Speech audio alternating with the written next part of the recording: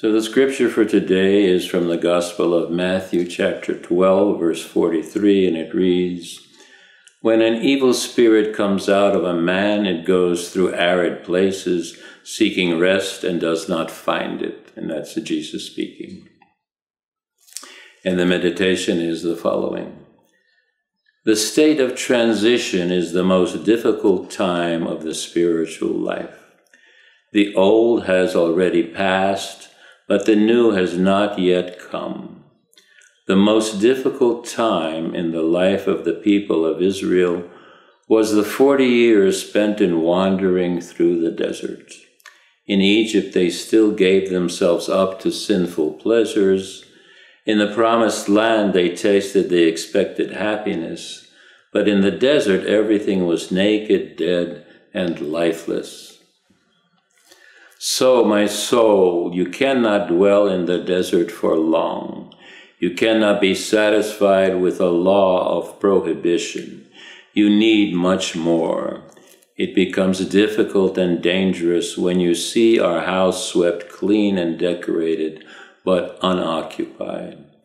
Our love for sin can only be replaced by a new love. A law cannot replace it. For this reason, our prayer to the Lord must be for sending down a spiritual treasure greater than everything which we have given up, a living source of love which irrigates the arid desert of our heart, the fullness of joy which fills the emptiness which we feel. Teach me, Lord, to understand how much your promise exceeds everything that I left behind in the old land of Egypt.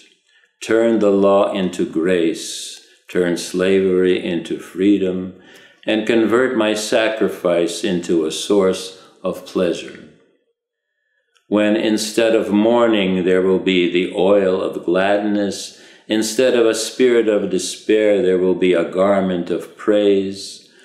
When he clothes me in garments of salvation and arrays me in a robe of righteousness, as Isaiah says in chapter 61, verses 3 and 10, then my house will no longer be empty as before.